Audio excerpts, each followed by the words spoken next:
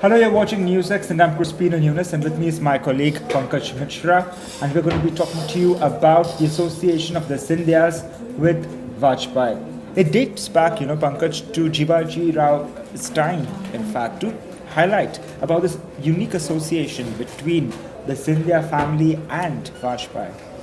Well, it does, and as we all know that former Prime Minister Atal Bihari Vajpayee was also from Madhya Pradesh, and his association, his links with the Scindias dates back, as you said, to Jivaji Rao's time. And I remember Rajmata Vijay Raje Scindia, when she quit Congress in 1967, that was the time when she created Sanyukta Vidhayak Dal, SVD, as it was known at that particular point of time.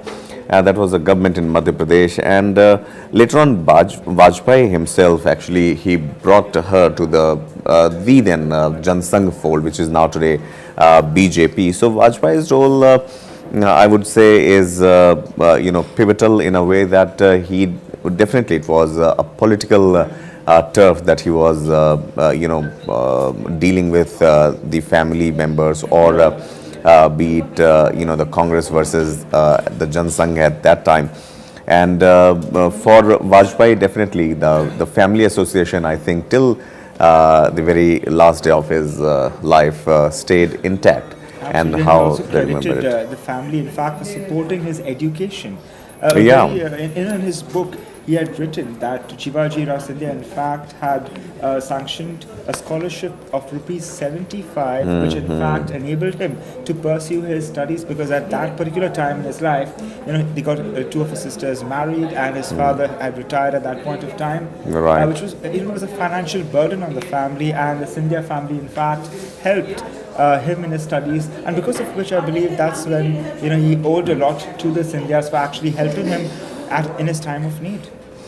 Well, definitely. I mean, his Vajpayee's higher education was in doldrums at that particular point of time, and then that 75 rupees scholarship actually helped him to go for his higher education in law, and that was Kanpur, and where he came in touch with the Arya Samaj and later on the RSS. So the doyen, the Vajpayee whom we know today, I think those were the formative years for Vajpayee ji, and his association with the RSS at that time laid the foundation stone of the current BJP. But then we saw a rift, then we saw a divide, perhaps, because then we saw the Scindias contesting against Vajpayee. In fact, Madhavrao Rao Scindia contested against Atal Bihari Vajpayee in, if I'm not mistaken, 1984. Yeah, it was the time when the then Prime Minister Indira Gandhi was assassinated, and elections were thrust upon India, and Madhavrao Rao Scindia was initially contesting from Guna, which is their family bastion, from where even Jyotiraditya had contested later on. So when Atal Bihari Vajpayee threw in his hat to contest from Gwalior, that was the time when even the 11th hour, right? Yeah, then Madhavrao Rao Scindia chose to come and contest against Atal Bihari Vajpayee. I would say more than the fact that Madhavrao Rao Scindia would have been threatened or been afraid of the rising stature of Atal Bihari Vajpayee at that time. I think it was a friendly political contest, but given the fact that politics, you never know, whether it is friendly or familial, or whether there is something that meets, translates into something else. The fact remains that throughout that electioneering, Vajpayee never chose to actually attack the Scindia family directly, or take a swipe at the family. And later on, when he lost the elections, but he won the support of the masses, it also once again reinforced his position into the Scindia family, and he never uttered a word, even as we hear, in these days and times, how the politicians would blame the winning side for everything. Absolutely, and when Madhavrao Scindia died in that unfortunate plane crash in 2001, he had written in his condolence book, "Lightning has fallen. Can fate be so cruel? My salute."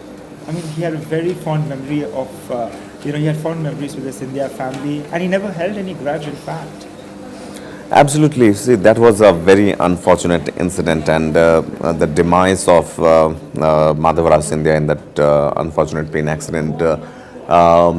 It was the Vajpayee government at the center at that time, and it was a pillar, definitely, from the Congress side, which had fallen. And as you mentioned, even Vajpayee had written in the condolence books that lightning has fallen. But nevertheless, the then Prime Minister Atal Bihari Vajpayee attended the funeral, and not just that, he also made Arun Jaitley. He was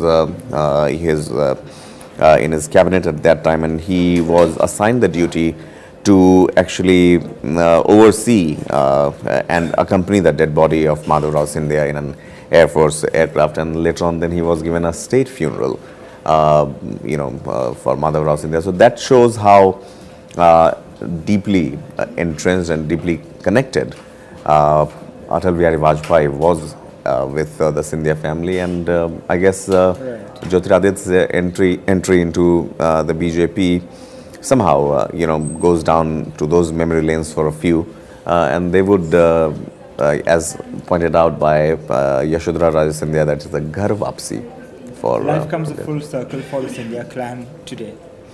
Well, it does in many ways, in more ways than just one. Life is coming full circle, but given the fact that in these days and times, if a leader of Jyotiraditya Scindia's stature leaves his own party after serving for 19 years, 2001 he joined, I think there is more messaging to it, and again the numbers play a very big role here. So on one hand, definitely we have the emotional connect of the Scindias with the BJP, starting with Atal Bihari Vajpayee. But on the other, I think, the Congress would be wary that if this young Turk has left, are there more to follow? That's the big question that Congress will be dealing with.